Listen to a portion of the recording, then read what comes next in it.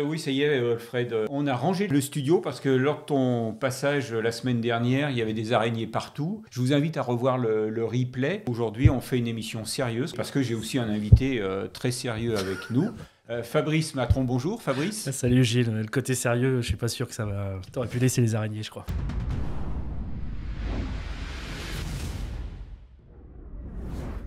On va parler bande dessinée aéronautique. Donc toi, tu es un spécialiste de la bande dessinée. Bah ouais, c'est ça. Moi, je suis libraire de bande dessinée à Vienne, donc dans ma librairie, les Bulles de Vienne, depuis 20 ans. On se connaît depuis un petit moment, tous les deux. Voilà. En tout cas, merci de m'inviter dans une émission sérieuse. On est dans la provoque, là. La BD aéro, c'est un truc de vieux. Alors, on a mis un point d'interrogation. Donc, on verra avec toi. On en parlera, ouais. Si on peut enlever le point d'interrogation ou si, au contraire... Voilà, aujourd'hui, on va parler bande dessinée et plus précisément bande dessinée aéronautique, puisque c'est quand même je crois que c'est la thématique. C'est notre obsession, ça, à nous tous. L'aviation, pour toi, c'est quoi ? C'est des départs en vacances. Ouais. Voilà, c'est quelques souvenirs de jeunesse aussi, mais je ne suis pas un spécialiste de l'aviation. Donc, je vais apprendre plein de choses avec toi. Donc, toi, tu vois l'aviation de l'extérieur ? Complètement. Ouais. Complètement. Donc, tu as des souvenirs de passagers ou des bons ou des mauvais souvenirs ? Les deux. Les deux. Ouais, les deux. Les deux, des bons, des mauvais. Des souvenirs d'enfance aussi, voilà. On commence par les souvenirs d'enfance, c'est quoi alors ? Les souvenirs d'enfance, c'est 1975, inauguration de l'aéroport de Satolas. Je dis Satolas, ça marque mon âge aussi, tu vois. Je dis pas Syntex, je dis Satolas et j'ai 10 ans et mes parents m'amènent faire l'inauguration parce qu'il y a le Concorde. Ouais. C'est la seule fois que j'ai vu le Concorde de ma vie et donc ça m'a marqué en tous les cas. Voilà. C'est un très bon souvenir en tous les cas. Alors, j'ai aussi partagé le même souvenir parce que moi, c'est la première fois aussi, en 1975, que j'ai vu Concorde. Donc, et j'étais aussi à l'inauguration. Et j'étais derrière les grillages pour voir les Concorde qui étaient là sur le parking. Je crois qu'il avait amené Giscard, il me semble. Voilà. Donc, voilà. Et les mauvais souvenirs ? Mauvais souvenir, un retour de vacances de Grèce, d'une île qui est Paros pour retourner sur Athènes. Là, on est fin des années 80, la Grèce n'est pas encore dans l'Europe. Et Paros, c'est une île un petit peu particulière parce que l'aéroport est en bord de falaise, donc l'avion est tout petit, avec un fauteuil de chaque côté, un couloir central, et le cockpit à l'époque c'est juste un rideau entre les pilotes et nous, et donc l'avion tombe de la falaise un peu sur la mer pour tourner, et quand il tourne forcément le rideau s'enlève, et là y a un pilote qui conduit et l'autre qui lit le journal. Ça fait bizarre quand t'es pas très confiant, tu vois, de se dire waouh, on n'est pas arrivé à Athènes encore. Voilà, ça m'a fait bizarre pendant quelques instants de voir qu'il y en a. Il était serein, il lisait le journal, donc tout allait bien, quoi. Et vous êtes bien arrivé à Athènes ? On est bien arrivé à Athènes, ouais. Donc, on est bien arrivé. Je suis toujours là, voilà. D'accord. Bon. Ouais. Et la dernière fois que tu as pris l'avion, c'était quand ? Dernière fois... oui, mais ça date il y a longtemps. Ça date de 7-8 ans pour le Québec. D'accord. Pour Montréal. D'accord. Voilà. Tu n'es jamais allé au Japon ? Si. J'ai eu cette chance-là, ouais. Parce qu'on va en parler tout à l'heure. On en parlera, oui, j'ai eu la chance de faire Quand on est libraire de bande dessinée, libraire spécialisé dans la bande dessinée, le Japon, c'est l'Eldorado, non ? Oui, c'est l'Eldorado par le manga, ça c'est clair, mais c'est une très belle culture à découvrir, et j'ai eu la chance de la découvrir en allant dans un voyage professionnel avec les éditions Glénat. Et donc, oui, j'ai pris l'avion pour départ Paris pour Narita. Voilà, c'était très sympa. T'es tombé tout petit dans la bande dessinée ? Oui, en fait, j'ai appris à lire avec la bande dessinée. Mmh. J'avais un oncle avec qui j'avais très peu d'écart finalement d'âge, qui était plus un grand frère qu'un oncle, et qui avait la particularité d'être jockey. Donc à 15-16 ans, il faisait des courses, il gagnait un peu d'argent déjà avec ses courses, et donc quand j'allais chez ma grand-mère, en fait, il y avait sa collection de BD. Et donc, comme lui, il était parti sur les champs de course, je dormais dans sa chambre et j'avais accès à sa collection de BD. Et donc, j'ai grandi en lisant Astérix. Voilà, entre autres, beaucoup d'Astérix. C'était pas très Tintin à l'époque, c'était beaucoup plus Astérix, Les Pieds Nickelés, Lucky Luke, voilà. Donc, ça a été... oui, j'ai appris à lire globalement avec la bande dessinée. Et alors, tiens, tu parles d'Astérix. Comment se porte le dernier, Bon, il se porte bien, comme tous les Astérix. Il y aura forcément des mécontents. Il y a toujours eu des mécontents dès qu'il y a des reprises. En plus, on vient de changer de scénariste avec un scénariste qui s'appelle Fab Caro, qui a eu le vent en poupe avec une super album qui s'appelait Zai Zai Zai, qui est devenu un film, une pièce de théâtre, qui a un humour très actuel, donc qui n'est pas dans l'air du temps de Astérix, donc il va choquer forcément des lecteurs historiques, mais il se vendra aussi bien que ceux d'avant. Quand on a déjà 39, tu prends le 40e. Oui, parce que c'est ce que j'allais te dire. Est-ce que les lecteurs se préoccupent de savoir qui sont les scénaristes avant d'acheter? Non, je pense qu'ils... Non, ils achètent un Astérix. D'ailleurs, on le voit bien sur la couverture. Uderzo et Goscinny sont écrits en très gros. On a toujours l'impression que c'est eux qui le font. Et Fab Caro et Conrad, qui sont le scénariste et le dessinateur, sont écrits beaucoup plus petits. Donc on a toujours l'impression que c'est un Goscinny-Uderzo. Voilà. Donc ça, c'est la grosse sortie du moment.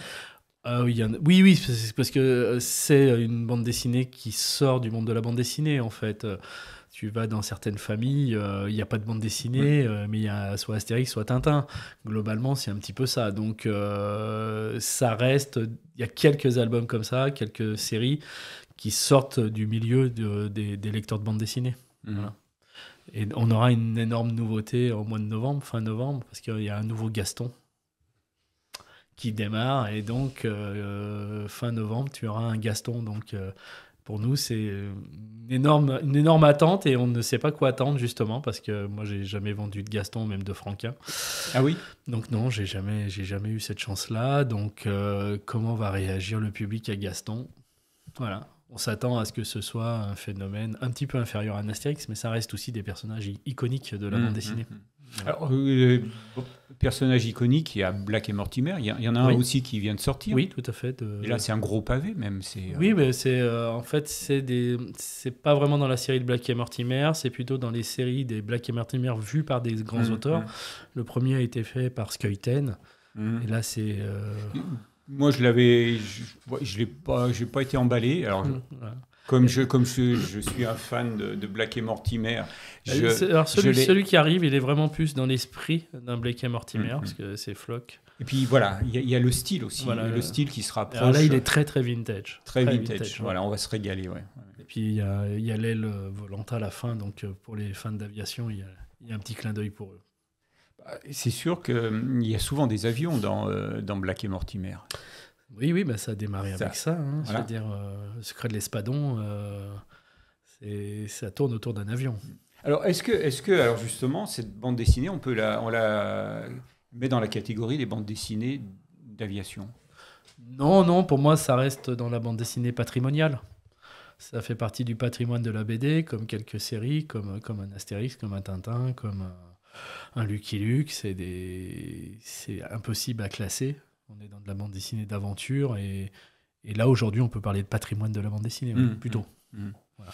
Alors, on parlait tout à l'heure d'Astérix. À la même époque d'Astérix, il y a eu le lancement de Tanguy et la Verdure. Hein. Ils sont nés dans le même berceau. C'était Pilote. Pilote, ouais. Donc, ils ont démarré dans le même berceau. C'était à peu près toujours les mêmes auteurs qui se croisaient, scénaristes. Aujourd'hui, Tanguy et la Verdure existe toujours. Comment se portent les ventes? Parce que à une époque, c'était quand même la référence. Il n'y avait pas le choix qu'il y a aujourd'hui, déjà. Et puis, le public qui lit Tanguy et la Verdure, en fait, c'est un public, tu le mets dans ton titre, vieillissant. La difficulté qu'ont eu justement Tanguy et la Verdure, Bogdani, toutes ces séries d'aviation, c'est qu'ils ont eu du mal à se renouveler et aller chercher un nouveau lectorat. Ce qui n'a pas été le cas d'un Astérix, ce qui n'a pas été le cas d'un Lucky Luke, qui a à chaque fois eu son public de départ, et on a à chaque album récupéré des nouveaux. Ce n'est pas le cas de la bande dessinée d'aviation, enfin en tout cas de ces personnages-là. Donc on est sur une bande dessinée avec un public qui est un public de passionnés d'aviation et qui suivent ces bandes dessinées depuis le départ. Voilà. Mais il n'y a pas de renouvellement. Il n'y a pas de renouvellement. Non. Ça veut dire que Il faut qu'on enlève le point d'interrogation sur l'émission. La BD Aéro, un truc de vieux. Pour l'instant, oui, je pense que c'est malheureusement le cas. Alors, c'est à la fois, pour les lecteurs de bande dessinée historique, oui, c'est des gens d'un âge déjà. Et après, tu as tout le lectorat qui est passionné d'aviation, qui sont pilotes eux-mêmes. Moi, j'ai des clients qui sont pilotes. Donc, c'est pas des vieux, globalement. Hein, mais ils vont venir sur cette bande dessinée-là pour la thématique, pour l'avion, plutôt que pour l'histoire. Globalement, je ne suis pas sûr qu'ils s'intéressent plus à l'histoire que ça.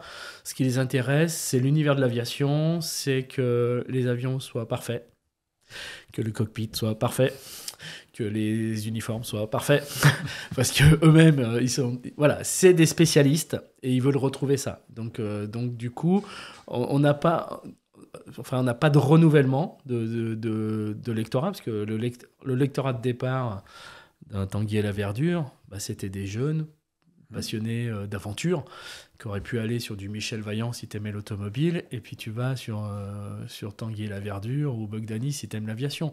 Et c'était aussi ce qui faisait rêver les jeunes de cette époque-là.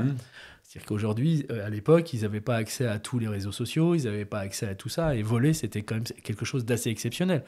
Aujourd'hui, la plupart des gamins qui ont 10 ans, ils ont tous déjà volé, quoi.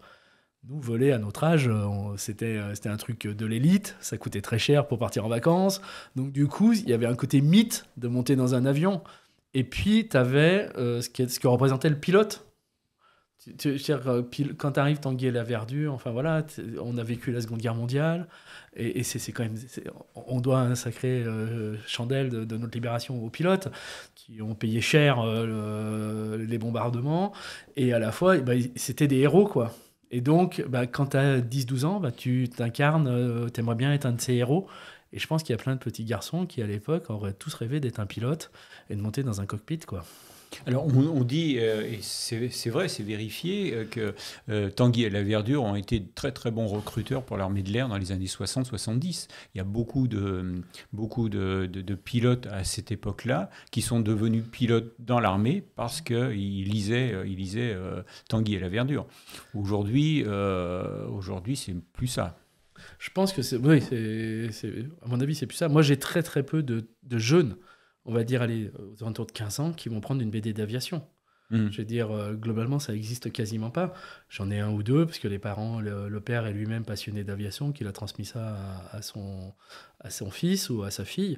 Mais j'ai quasiment pas de très jeunes lecteurs sur la bande dessinée d'aviation. Globalement, c'est de l'adulte, et de l'adulte souvent déjà d'un âge. Je te lis Franck May là sur le chat. Dans la librairie à côté de chez moi, des trucs comme Angel Wings et Liberty Bessie sont souvent feuilletés par des jeunes. Et évidemment, d'Andours, c'était typiquement les 10-15 ans qui les dévoraient. En revanche, oui, Bogdani et Tanguy et la Verdure, je fais partie de leurs plus jeunes lecteurs et j'ai 42 piges.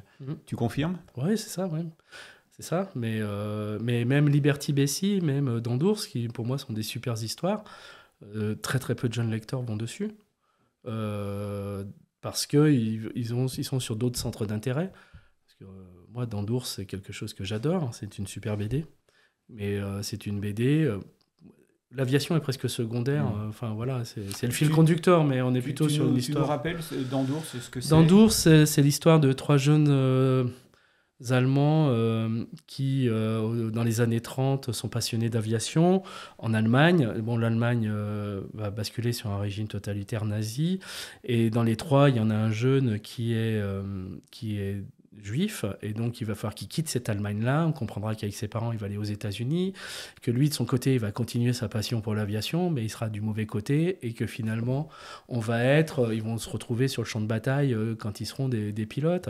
Et dans les trois, il y a une fille, et cette fille-là, c'est celle qui a été l'icône de la Luftwaffe, celle qu'on prétend a essayé de se poser à Berlin, dans les derniers jours de Berlin, pour récupérer Hitler, et qu'il n'est pas monté dans l'avion, qu'elle est repartie. Et ça serait elle, qui est un peu... qui a inspiré ce personnage-là.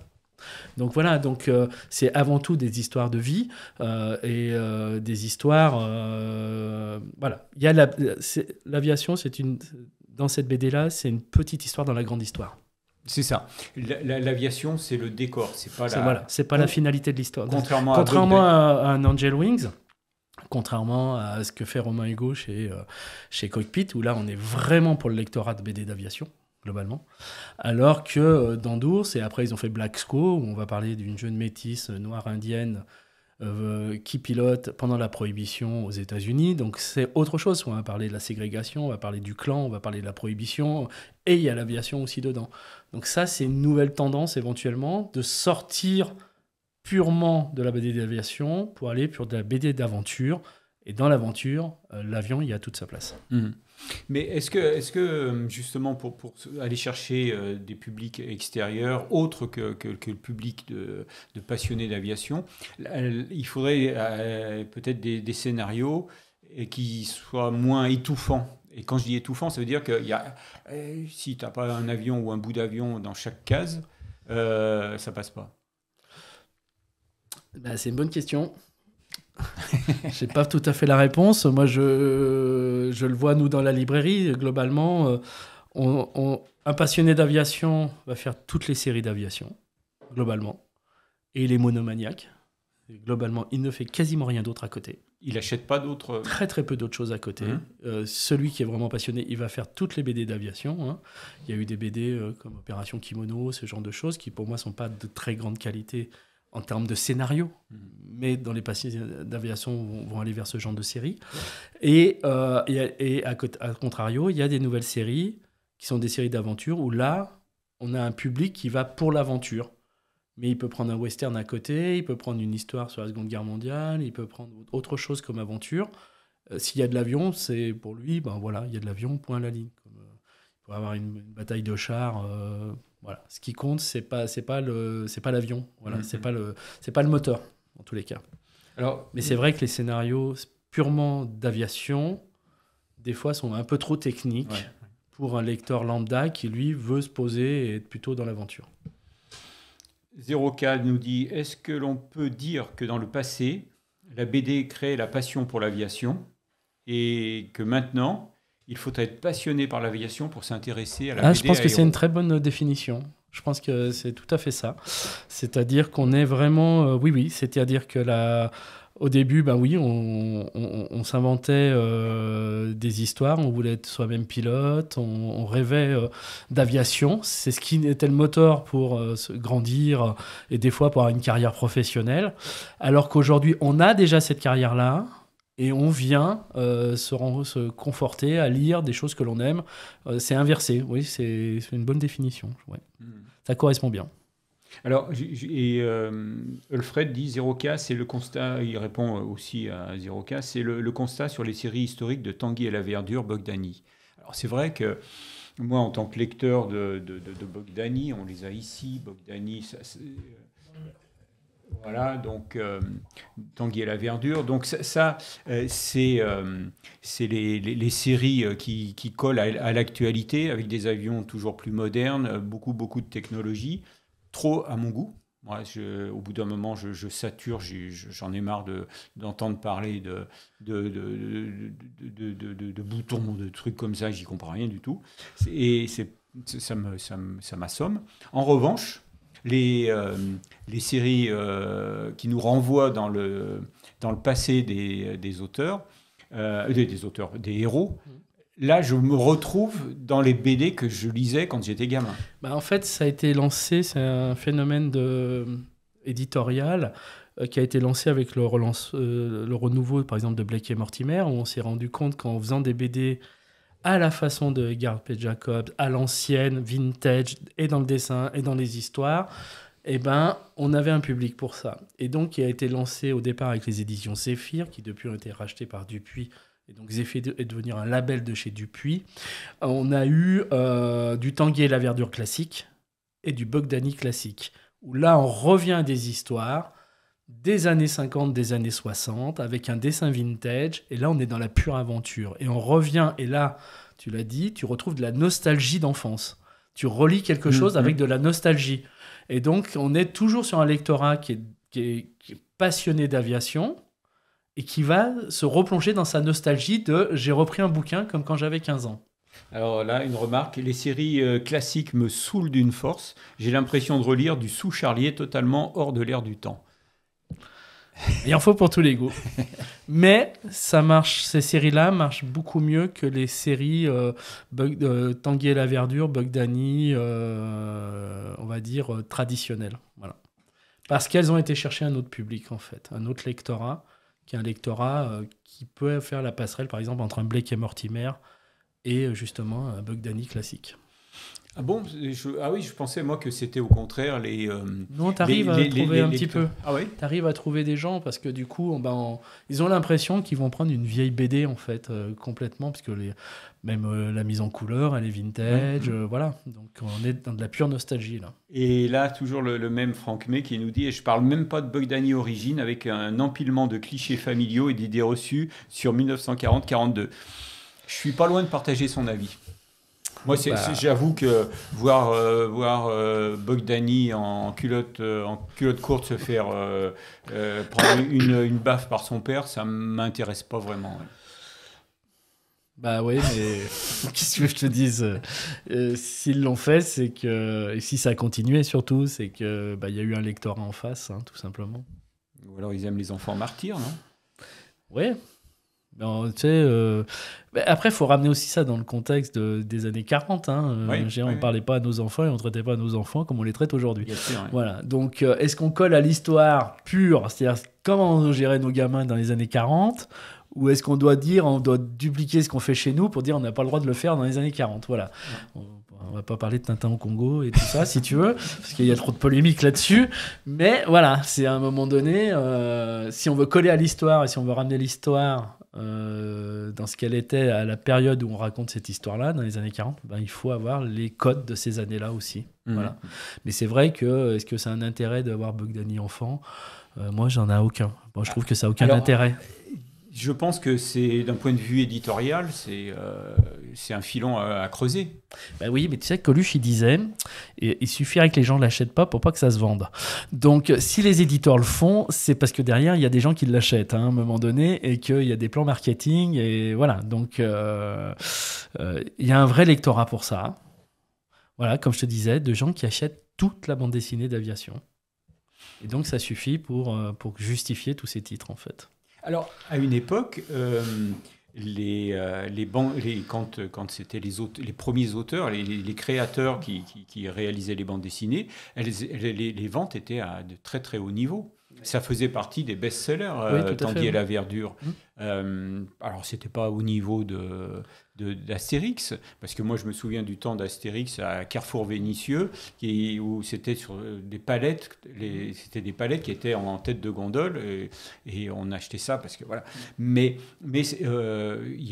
moi j'ai le souvenir des éditeurs qui parlaient de bandes dessinées, Tanguy et la Verdure ou Bug Danny, c'était vendu à 15 millions d'exemplaires depuis l'origine, tout ça. Donc c'était des gros, comment on appellerait ça aussi, des blockbusters aujourd'hui. Oui. Mais ça l'est encore. Non, ça l'est pas, tout simplement parce que le marché est plus du tout le même. Qu'à l'époque où tu parles d'une sortie du premier Bug Danny ou du premier Tanguy et la Verdure, il y a 350 sorties dans l'année. On est à presque 6000.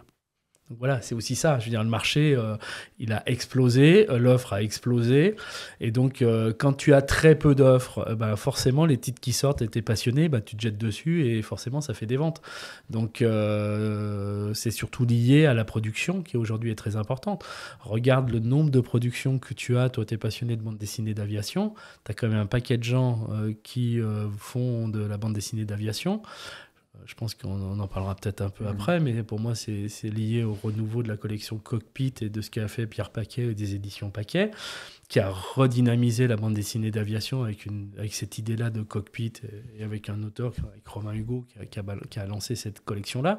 Et derrière, si tu regardes bien, les Bug Danny classiques, les renouveaux aussi, sont arrivés après Cockpit. C'est-à-dire que Cockpit a retrouvé un lectorat et derrière, tout le monde s'engouffre. T'as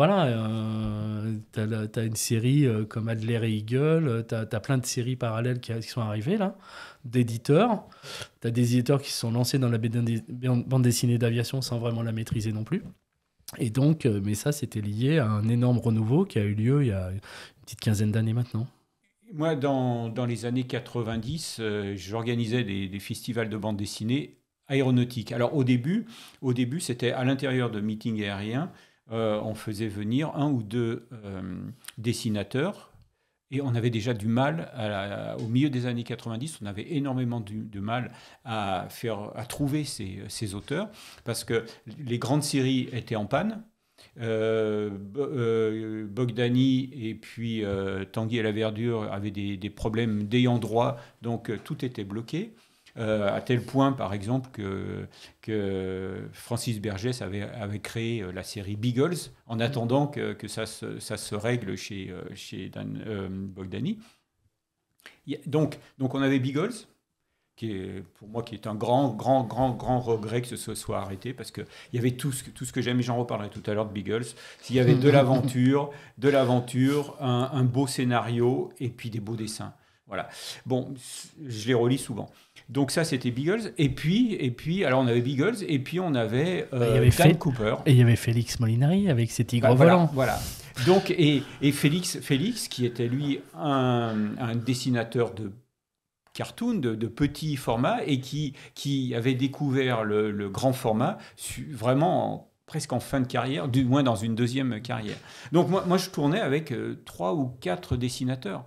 Et quand j'ai arrêté de faire ça au début des années 2000, un peu plus, au musée du Bourget, j'avais 50 dessinateurs et j'en refusais. Et là, effectivement, à un moment, il y a eu une explosion. Oui, tu as eu, notamment, on parlait de Romain Hugo, qui fait toutes les affiches du meeting de La Ferté, voilà, et qui deviennent des affiches que tout le monde s'arrache justement. Donc, et oui, et je pense que c'est vraiment lié à la collection Cockpit et à ce renouveau de la BD d'aviation où l'avion doit être parfait, et il est parfait, je pense, pour avoir vu plusieurs fois la librairie Romain. Voilà, il sait très bien qu'il faut que le bouton soit au bon endroit. Voilà. Beaucoup de mes clients qui sont pilotes me disent on voit que ce mec il vole. Parce que quand tu tournes la tête, c'est vraiment ce qu'on voit dans un cockpit. Voilà. Donc du coup, donc ça a crédibilisé à la fois la bande dessinée d'aviation par rapport au lectorat de base, qui est des grands passionnés et qui sont très pointus. Et à la fois, il a amené, Romain, un nouveau public. C'est-à-dire globalement, il n'y a pas que les carénages des avions qui sont super dans ces bandes dessinées. À Romain, les filles, en général, elles sont pas mal, parce que c'est quand même sa passion, la pin-up des années 50. Je vous conseille de voir sur son téléphone la masse de documentation qu'il a là-dessus, elle est assez impressionnante. Voilà. Et donc, du coup, il a amené aussi un autre lectorat où il y a de l'aventure, où il y a des jolies filles, où il y a une espèce d'aventure quand même au milieu de l'avion, et l'avion reste parfait. Voilà. Et donc, et avec lui, Cockpit a drainé d'autres auteurs et s'est développé.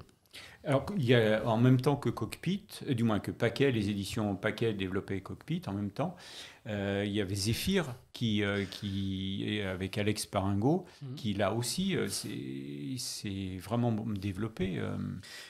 Moi, je trouve que la différence entre Cockpit et Zéphyr, bon, Zéphyr depuis n'existe plus en tant que tel, parce que maintenant c'est un label de chez Dupuis.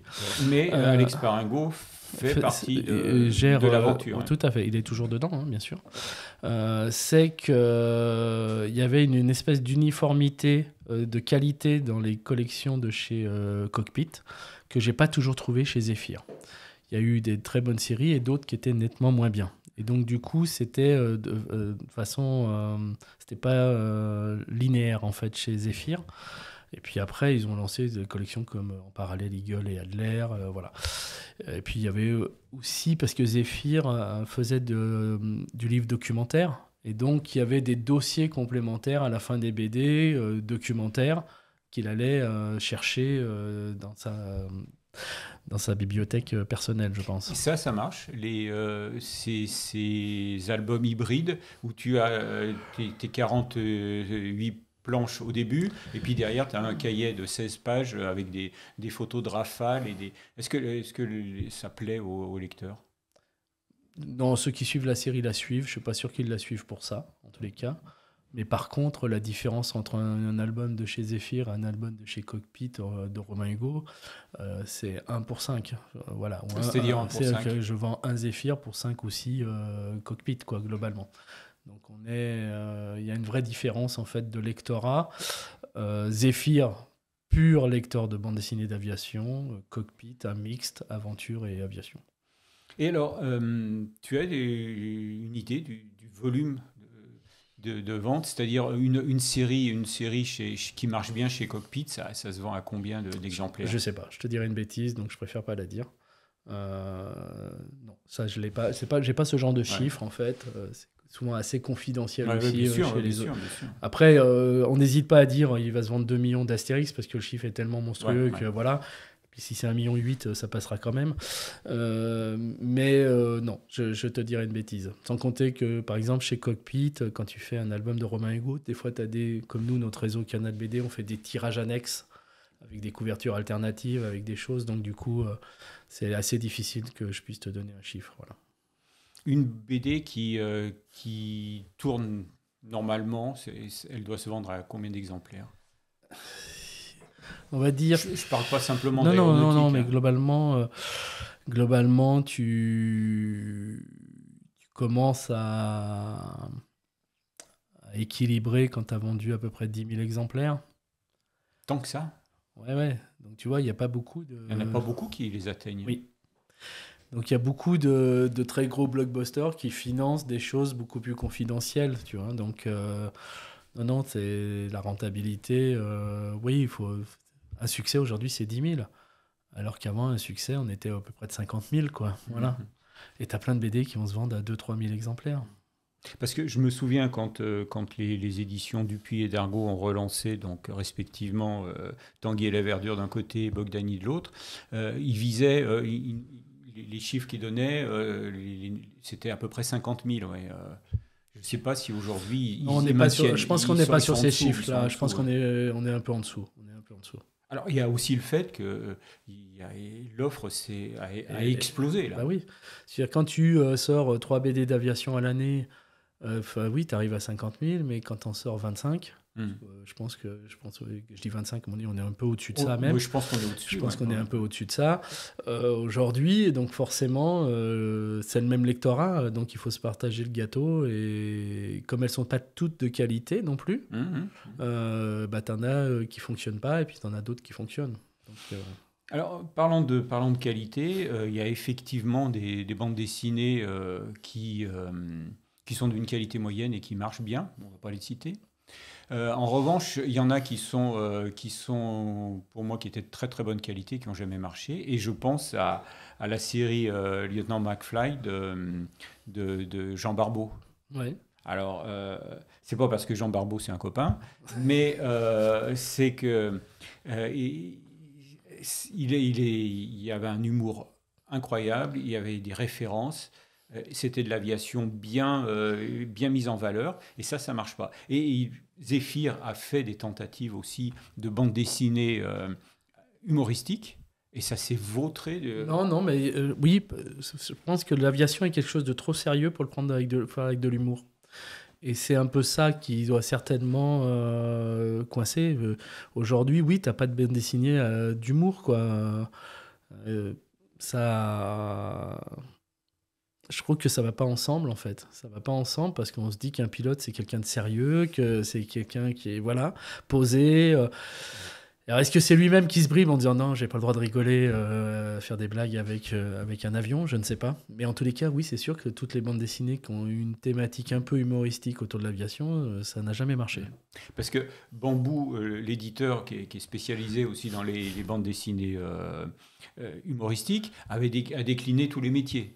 Il y avait les infirmières, il y a les instituteurs, il y a les pompiers. C'est pas lui qui a fait Drôle de Zingue? Si, c'est lui qui a fait Drôle de Zingue, mais il avait fait aussi une série avec un dessinateur suisse, je crois, où c'était super aussi. Moi, je riais beaucoup, mais ça n'a pas marché. Ils en ont sorti 2 albums et c'était fini. Ouais. Oui, mais il n'y avait pas de public pour ça, en fait. Luftwaffe 44, ouais, voilà. Merci Franck May. Alors lui, il dit les aviateurs n'ont pas d'humour. Bah, tu vois, il te rejoint. je dirais pas ça parce que j'ai quelques-uns de mes clients qui sont passionnés et on rigole bien. Voilà. Et on rigole pas sur les avions, ça c'est sûr. Donc aujourd'hui, tu dis, il n'y a pas vraiment de renouvellement du lectorat. Oui, je le vois pas en tous les cas. Tu le vois pas, ouais. Non, je le vois pas. Je le vois pas, mais d'ailleurs, si tu regardes bien, la production de BD, elle va que dans ce que veulent lire les... Elles sont toutes à peu près dans le même genre. Je veux dire, c'est très très rare. Bon, j'en ai amené une un peu différente parce que nous, on a envie de la défendre. Mais globalement, tout ce qui se produit en BD d'aviation, globalement, les scénarios, c'est pas du copier-coller, mais elles sont toutes construites à peu près pareil, parce que c'est ce que veut lire le lecteur. Personne prend des risques dans le monde éditorial pour aller chercher, tu l'as dit, de l'humour, ça va pas marcher. Donc, à partir de là, tous les éditeurs sont renforcés à aller chercher d'assurer leur vente et donc d'aller vers ce qu'attendait le lectorat et de ne pas le surprendre. Je crois que les pilotes n'aiment pas être surpris. Voilà. Donc, globalement, c'est pour ça qu'il n'y a pas de renouvellement. Parce que tu vas que vers ton cœur de cible et donc tu n'arrives pas à en accrocher d'autres, en fait. Et alors, il y a chez Soleil, et ils se sont lancés dans les uchronies et les Wunderwaffen. Ça a donné quoi, ça? Parce que ils en ont sorti, je sais pas, moi, une vingtaine. Je crois que j'ai reçu aujourd'hui le 22e. Quoi. Ah bon? Ouais. Ah oui. Je trouve ça pathétique. Entre nous, voilà. Je veux dire, ils avaient fait un truc qui s'appelle Space Reich. Tu vois, globalement. Donc, est-ce qu'il faut mettre une croix gammée pour que ça se vende? Passer un temps, oui. Mais oui, ils ont fait quand même 22 tomes des machines volantes susceptibles d'avoir été inventées par les nazis. Je sais qu'ils avaient de l'imagination, mais je pense pas à ce point-là quand même. Non, pour moi, c'était sympa de l'aborder, parce que, mais ça aurait dû faire 3 tomes, mais pas 22, quoi. Voilà, et les ventes sont... Enfin, voilà, les ventes. Alors. Je vais en vendre 2. Ah oui. Donc, tu vois, je l'ai reçu, il est directement dans les rayons.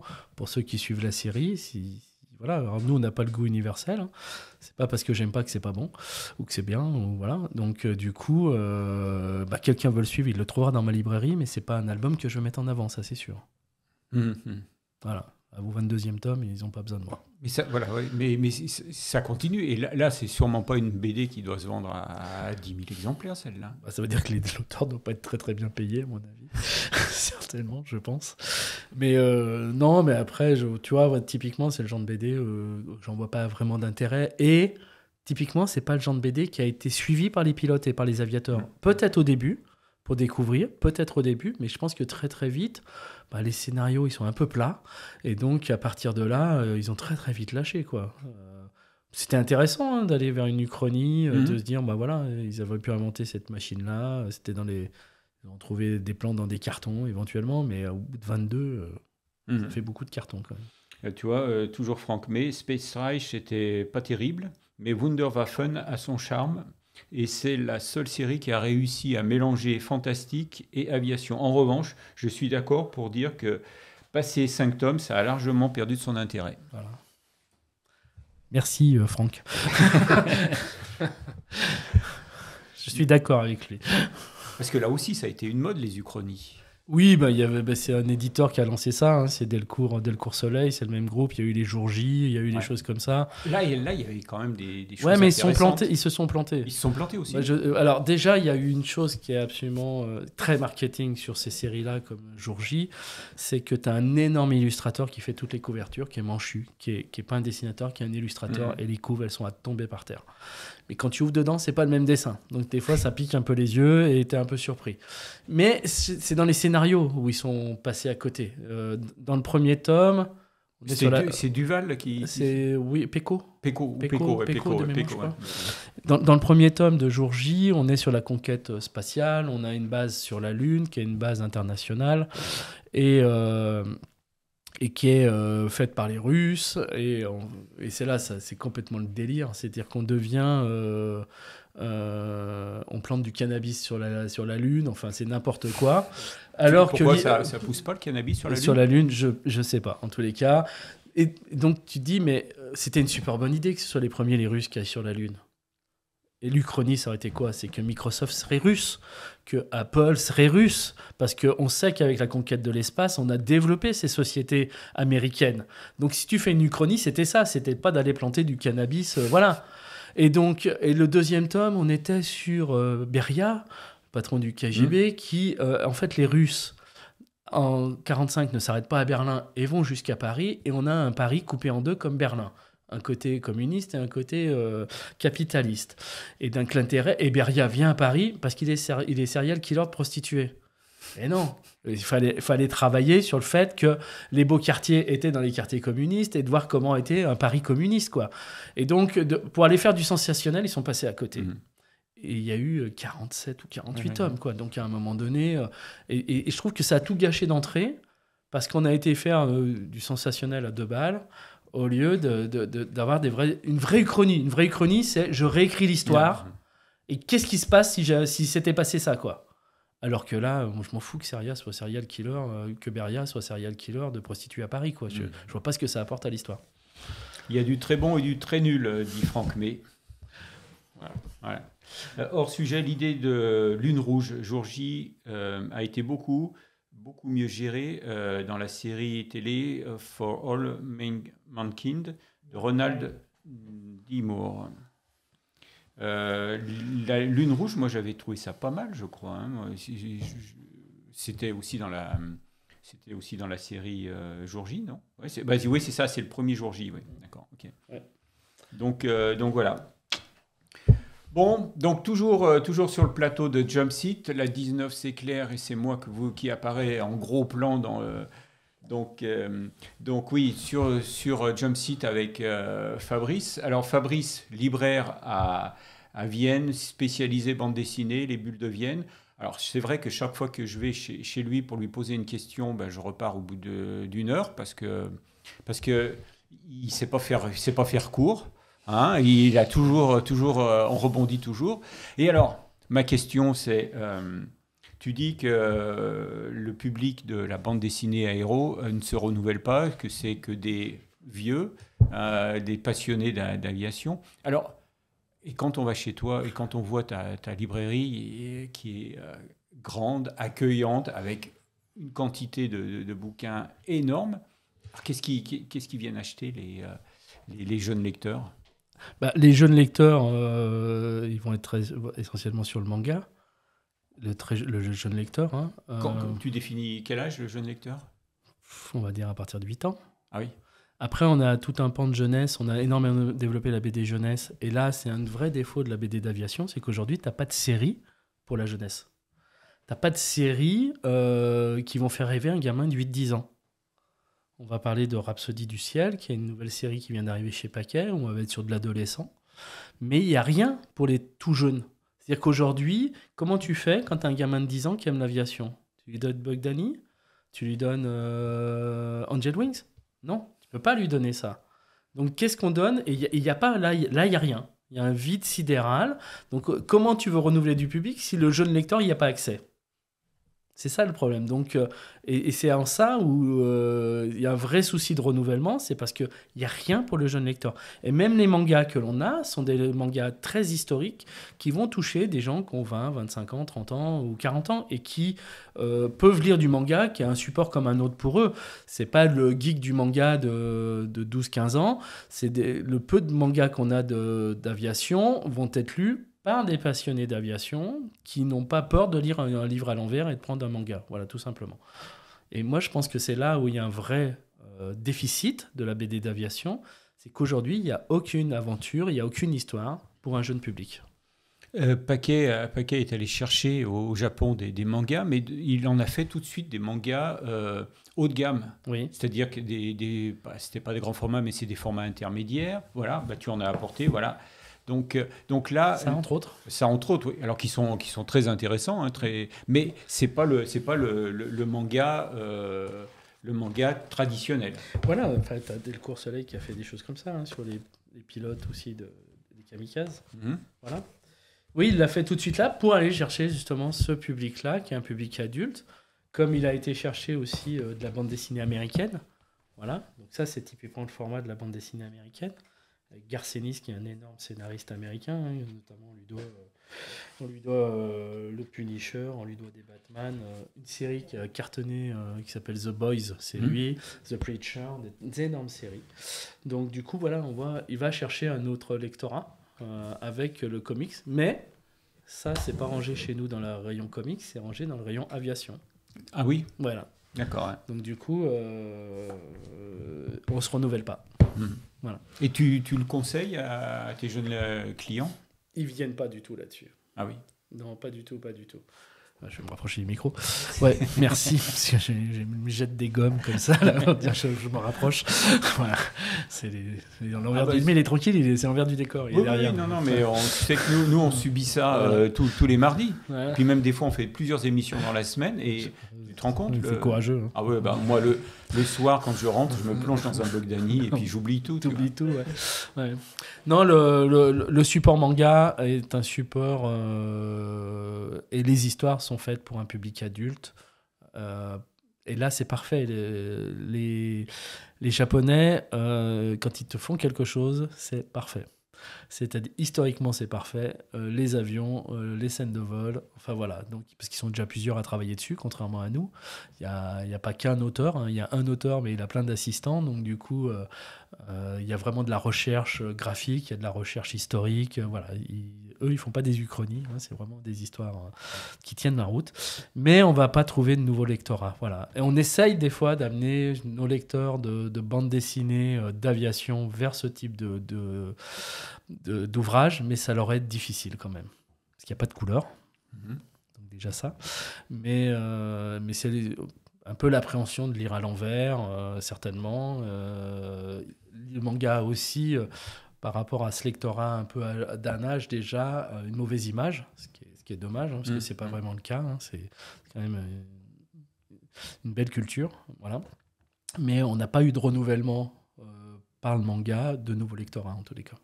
Et donc ces mangas, qu'ils soient en petit format comme ceux-là chez Delcourt, ou en plus grand format chez Pagay, alors ça veut dire aussi des albums plus chers? Oui, parce que là, tu as un album qui doit valoir une quinzaine d'euros à peu près. Ouais. Voilà. C'est-à-dire qu'on retrouve le prix d'un album. D'un Bogdanì. La seule chose, c'est qu'il y a beaucoup plus de pages. Et puis la pagination est plus importante. Ouais. La pagination est beaucoup plus importante. Ce qui est vachement important dans le manga par rapport à la BD traditionnelle, c'est que dans la BD traditionnelle, tu as un héros, Bogdanì, et autour de lui, tu as des faire-valoir, globalement. Alors que dans le manga, tu as le héros, mais tous les personnages annexes ont toute leur importance et leur propre existence.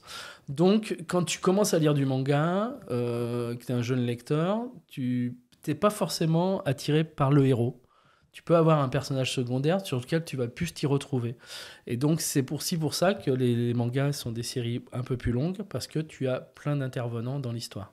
Voilà. Et alors que, on le sait bien, hein, dans la bande dessinée franco-belge, c'est vrai dans l'aviation, mais c'est vrai un petit peu partout. Tu as le héros et tout le reste autour est là pour faire rayonner le héros. J'en connais qui sont accros de Lady X. Ah, écoute. Non, mais c'est vrai que... je pense ça s'appelle Bogdanì. Ça s'appelle Bogdanì, ouais. On fera une émission sur le manga mode d'emploi, et on viendra avec nos mangas de aéronautique, ouais. Où à la limite, moi, il y a un manga qui m'a vraiment impressionné, c'est Gen d'Hiroshima. Et celui-là, c'est du grand art, là. Ah oui, c'est un manga... Alors aujourd'hui, il est plus édité, on attend une réédition parce qu'il y a eu plein de rééditions. Oui, tu peux pas lire ce manga sans à un moment donné avoir une larme à l'œil, sans être touché. Tu as un ascenseur émotionnel de dingue d'une page à l'autre, et c'est la vie de ce gamin après Hiroshima. C'est assez terrible, quoi. Mais et à côté tu peux rigoler parce qu'il y a des bons moments, mais oui, c'est du costaud. C'est du costaud. Il y a combien de tomes? Alors au départ c'était 10 tomes, après ils ont fait des intégrales, ils en ont fait 5, il y a eu différentes. Au départ c'est 10. Il y a eu un super film, il y a eu des films qui ont été faits, des longs métrages. Oui, des films. Il y a eu des longs métrages sur Gen d'Hiroshima en adaptation, en animation, hein. Et non, c'est un très très bon manga. Et donc c'est un format comme celui-là que tu as apporté là, Alors il y a eu du Gen d'Hiroshima sous ce format-là quand c'était en 10 tomes, et après c'était sur un format un petit peu plus grand que ça quand c'était en semi-intégral. Voilà. Et c'est vraiment, ça colle vraiment à l'histoire. C'est très à l'histoire avec un grand H. Oui, c'est ça. C'est-à-dire que les dates elles correspondent, les personnages ils ont existé, les lieux c'est les lieux tels qu'ils étaient. C'est tout simplement parce qu'au Japon, tu as le mangaka, celui qui a le nom sur son manga, et à côté de lui, il a des assistants. Et tu as des assistants qui font que des recherches, tu as des assistants qui font faire que les bâtiments, tu as des assistants qui bossent 12-14 heures par jour, et leur nom n'apparaît jamais. Ce qui est impossible dans notre culture à nous, européenne, c'est-à-dire que même le gars qui fait un demi-dessin, il veut son nom soit sur la côté, au mieux sur la page de garde à l'intérieur. Là, eux, ils savent qu'ils sont l'assistant d'un grand maître, et que en dehors de ces heures de travail, il va falloir qu'ils fassent leur propre série pour qu'eux-mêmes ils deviennent un mangaka. Mais c'est la culture asiatique, c'est pas la même que la nôtre, voilà, tout simplement. Mais ça explique pourquoi les mangas sont parfaits, parce qu'ils sont énormément à travailler dessus. Ils n'ont rien inventé, ils ont regardé ce que faisait Hergé. Hergé et Tintin, il avait plein d'assistants. Martin, qui fait Lefranc et Alix, était son assistant. Weinberg. Il y en a eu plein. Voilà. Et donc, qu'est-ce que faisait Hergé ? Il écrivait l'histoire, il faisait les personnages principaux, et il faisait un peu la mise en page. Et les autres, il y en a un qui est spécialiste des avions. Les avions sur Tintin, on peut en parler, ils sont parfaits. Ouais. Là aussi, on fera une émission spéciale Tintin. Je pense qu'ils sont parfaits. Franck May, prépare-toi. Mais c'est incroyable. Les avions dans Tintin, on les reconnaît tous. Alors que c'est de la ligne claire, que ils sont épurés, voilà, mais c'est parfait. Mais on les reconnaît. Voilà, tu as un qui est spécialiste des. Tu sais qu'il avait les plans des voitures, il avait les plans techniques des avions, et voilà. Et en fait, ces équipes travaillaient. Et sur le bouquin, il n'y avait que marqué Hergé, hein. Il n'y avait pas marqué les autres. Voilà. Ulfred, non, c'est 0K. J'étais au musée Hergé ce week-end, ça mérite le détour. Je confirme, le musée Hergé vaut vraiment le détour. Ouais. Le musée de la bande dessinée de Bruxelles aussi. Oui, il est très beau d'ailleurs. Ouais. Donc voilà. Qu'est-ce que j'avais noté ? Donc aujourd'hui, qu'est-ce qui marche en librairie dans l'aéronautique ? Toujours les incontournables, Bogdani. Oui, Bogdani fonctionne toujours. Romain Hugo a son. C'est lui qui est au-dessus du lot. Il est au-dessus du lot. Dans Cockpit, il est très au-dessus du lot. Il tient à bout de bras cette collection. Et aujourd'hui, Romain Hugo est même au-dessus d'un Bogdani. Chez nous, il n'y a aucun souci en termes de vente et de notoriété. Voilà. C'est-à-dire qu'aujourd'hui, c'est simple, mais on va venir offrir une BD à quelqu'un qui aime l'aviation. Madame vient pour son mari, elle sait qui est Romain Hugo.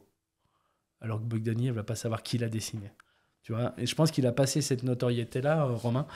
Il a une vraie reconnaissance parce qu'il a un traitement graphique qui est absolument hallucinant. Je recommande à ceux qui ne l'ont pas d'avoir le livre sur Saint-Exupéry, entre autres, même si ce n'est pas une bande dessinée, ces illustrations elles sont quand même à tomber par terre. Le livre qu'il avait fait avec Bernard Chabert. Tout à fait, voilà. Et j'ai eu la chance de les rencontrer tous les deux, et c'est un sacré monsieur, ce monsieur Chabert, en tous les cas. C'était un vrai plaisir de discuter avec lui, voilà. Et ça aurait pu durer des heures. D'ailleurs, le livre est absolument génialissime, voilà. Est-ce que ce genre de livre, tu les vends dans les Oui, nous on les vend. Oui, et après, il y a tout un pan de la BD. Là, c'est Paquet aussi qui l'a édité. C'est Pierre, c'est Paquet qui avait fait ça. Pierre Paquet, on peut dire qu'il a vraiment fait, et il continue à faire un vrai travail d'éditeur. Oui. Parce que on parle de la locomotive Romain Hugo, mais il y en a plein. Il y a des talents incroyables. Ouais. Il est allé en chercher. Moi, je me souviens, dans certains festivals de bande dessinée, on avait réussi à faire venir des dessinateurs d'Argentine. Il était allé les chercher là-bas, et des gens qui ont un talent fou. Hein. Oui, il y avait en Argentin. Oui, malheureusement, qui est décédé. Et qui était venu plusieurs fois à la librairie. Et on avait vachement sympathisé. J'ai un bel original, une planche de lui avec cette espèce d'hydravion qui a un nez de canard, là, tu vois, dans sa BD. Voilà, elle est chez moi, cette planche-là.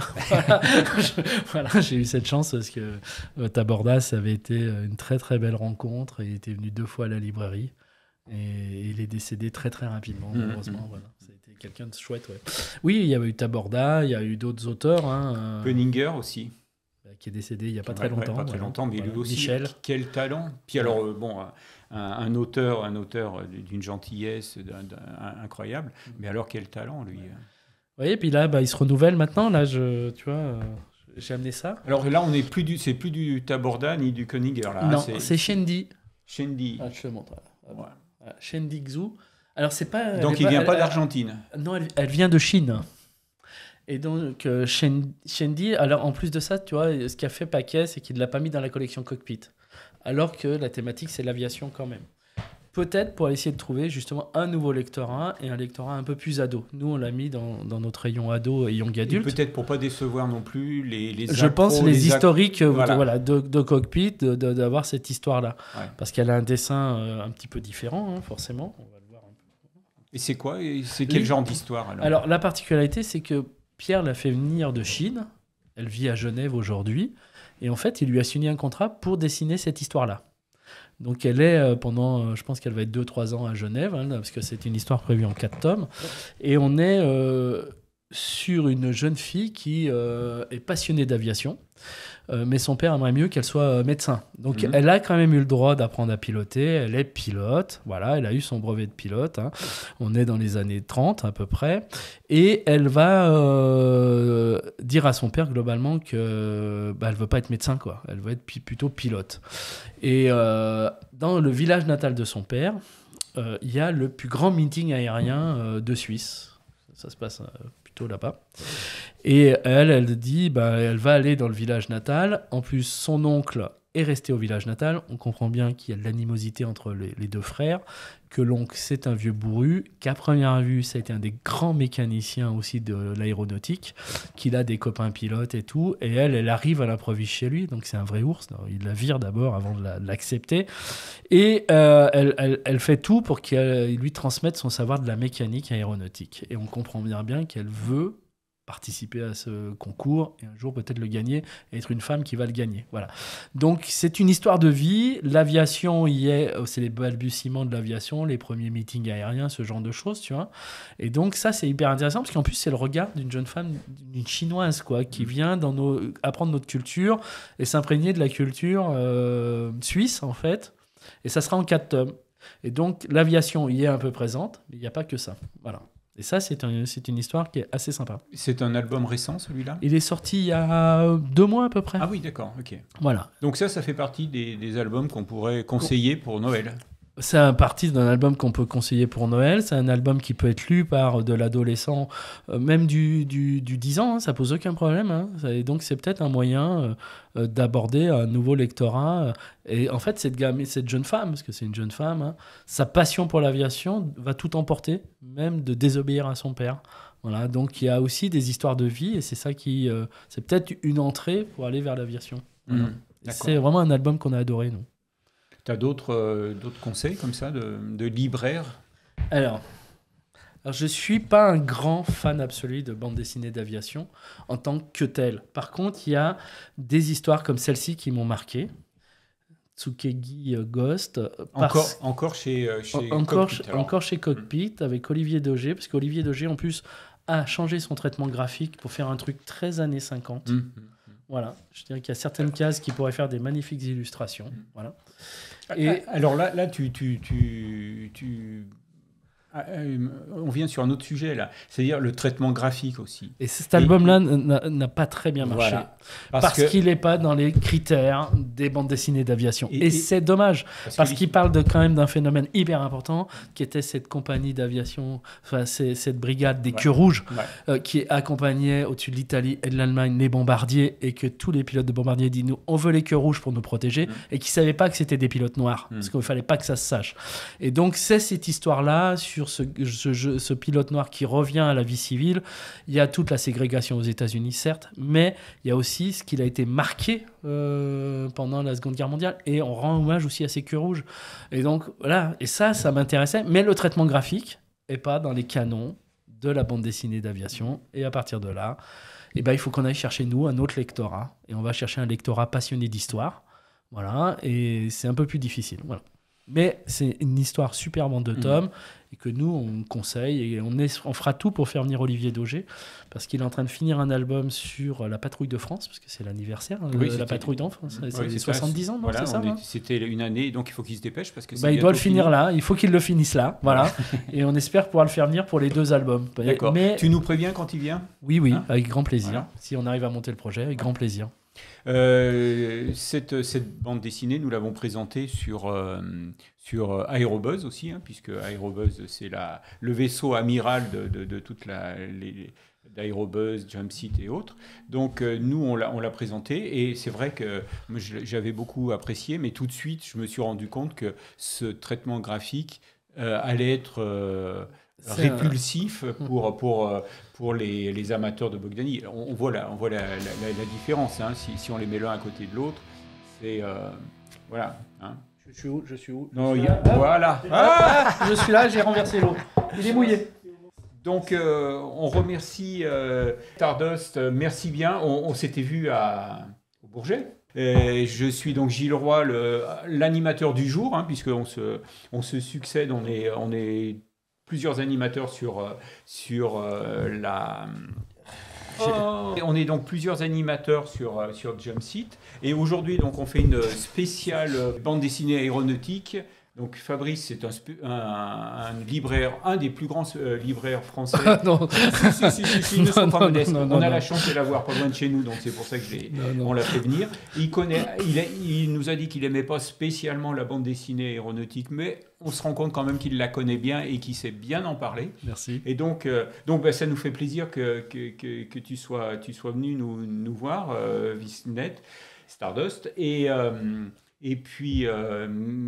J'espère que vous allez apprendre 2-3 trucs sur la bande dessinée d'aviation. Alors, on était en train de parler donc d'une bande dessinée qui avait un traitement graphique un peu particulier. Il y en a une autre aussi qui a eu dans l'histoire, il y a une vingtaine d'années, qui a été vraiment très, très innovante, qui a, à cause de ça, peut-être pas forcément marché. C'était Fox One avec Garetta.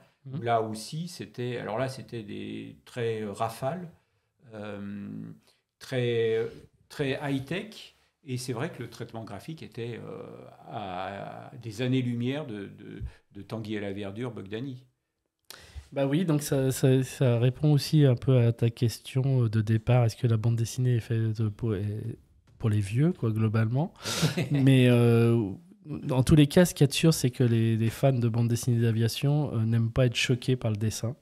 Et donc, à partir de là, ils vont toujours sur le même type de dessin. Et donc, ils ont du mal à passer... Alors, il faut reconnaître que la bande dessinée, c'est un art graphique. Donc, la première approche d'une bande dessinée, ça reste le dessin. Quoi qu'il en soit, quoi qu'on dise, ça reste le dessin. Moi, j'ai la chance aujourd'hui d'être libraire, donc aujourd'hui, je ne m'arrête plus au dessin.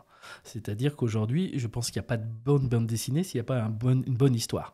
Et il y a certains dessins qui collent complètement à l'histoire. Et il y a des bandes dessinées qu'aujourd'hui j'adore, que je n'aurais jamais acheté avant d'avoir ma librairie parce que le dessin ne me plaisait pas.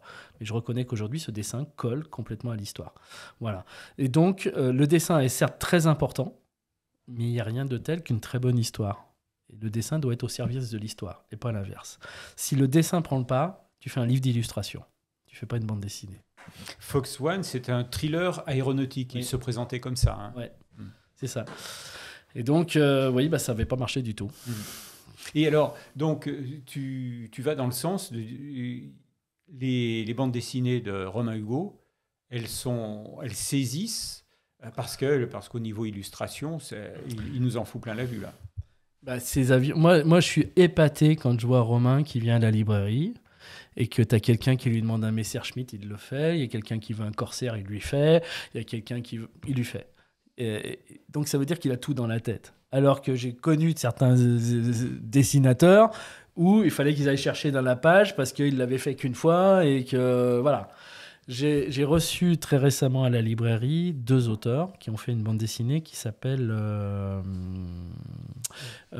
Photographe de guerre. Et ces deux, j'ai fait des bêtises, hein, je suis désolé.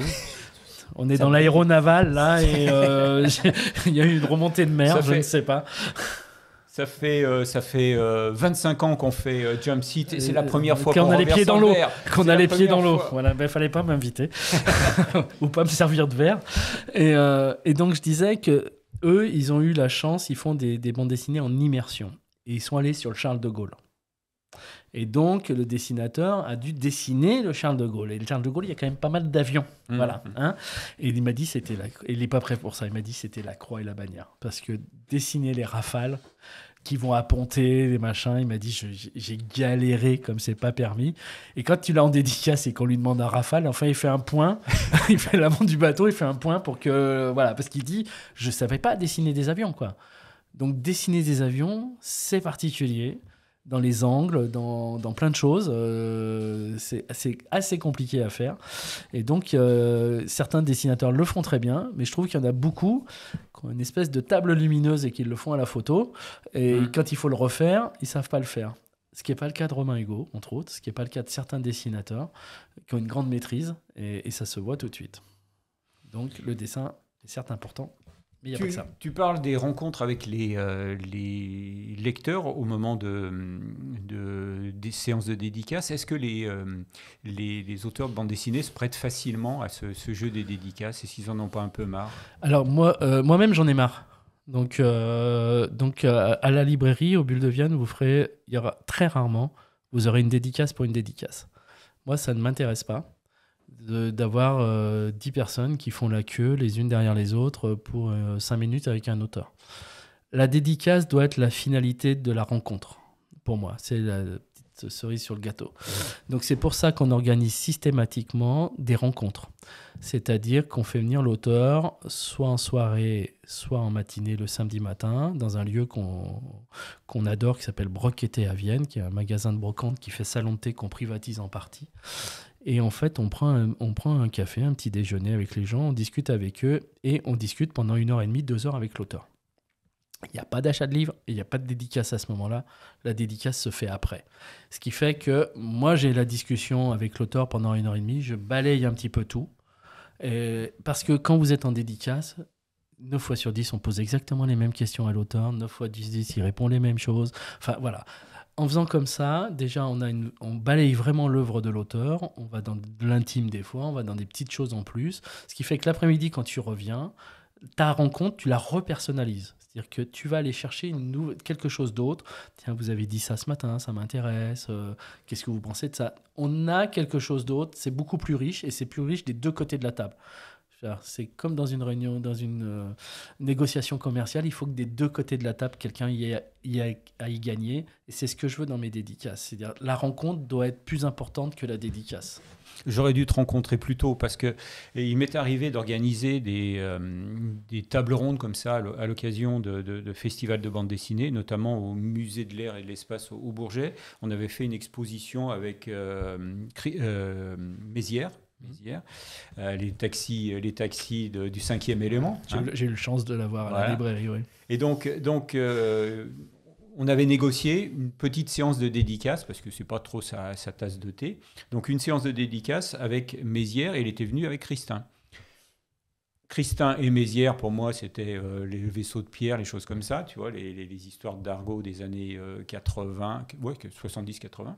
Donc on avait organisé une conférence, une table ronde, voilà, d'une heure à peine, dans le grand amphithéâtre de l'aéroclub, du Musée de l'Air.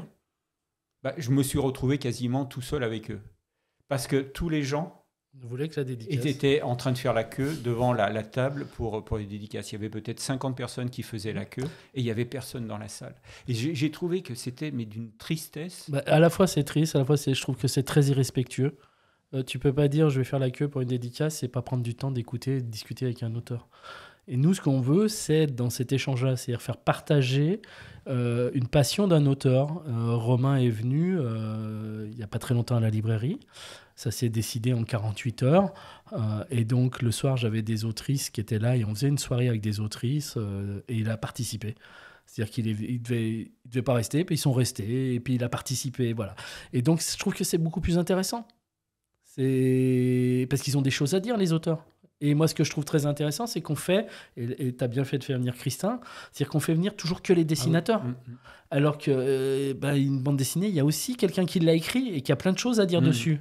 Et de savoir comment ils ont travaillé ensemble, comment ils échangent, le ping-pong entre eux. Enfin, voilà, l'arrière-boutique est vachement plus intéressante que le produit fini, des fois. Et avoir la dédicace pour la dédicace, pour moi, ça n'a pas de sens. Et je ne veux plus le faire. Oui. Voilà, c'est ça. C'est que bon, je sais pas où en sont les. Les auteurs veulent plus faire ça. Voilà, c'est ça. De moins en moins. Ils sont saturés, ouais. Voilà, de moins en moins. Donc, il y a d'autres solutions. Il faut qu'on les trouve. Oui, mais c'est pas évident. Hein, c'est pas évident. Les rencontres, oui, mais à la sortie, tu as des lecteurs qui sont frustrés. Nous, c'est simple, c'est que quand on fait ces rencontres-là, tous les gens qui sont venus à la rencontre sont prioritaires pour la dédicace de l'après-midi.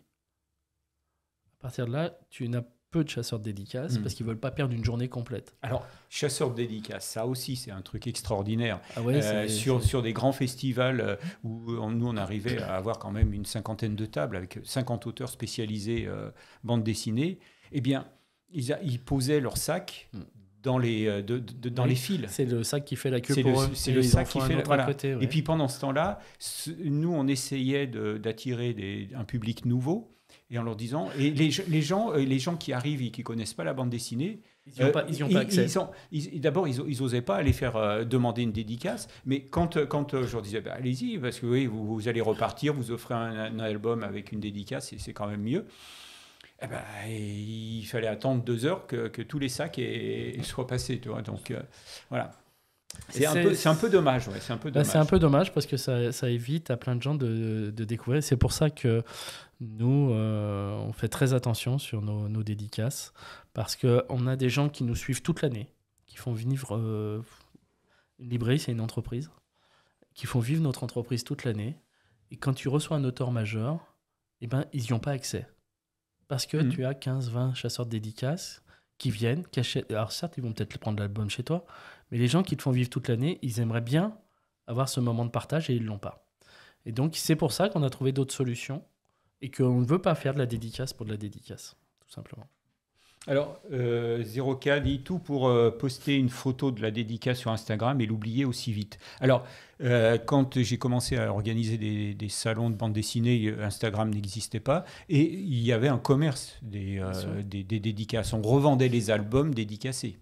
Ça existe toujours. Tu as des gens qui font les salons pour avoir de la dédicace, pour la revendre. Voilà. Est-ce que c'est... Qui faut blâmer ? Celui qui la vend ou celui qui l'achète ? Si personne ne l'achetait, s'il n'y avait pas de marché, il ne le ferait pas. Voilà. Donc, moi, je n'irais pas acheter une dédicace pour Jean-Pierre. Je m'appelle Fabrice. Voilà. Après, si c'est un livre de Victor Hugo, les chances de rencontrer Victor Hugo, c'est pas pareil.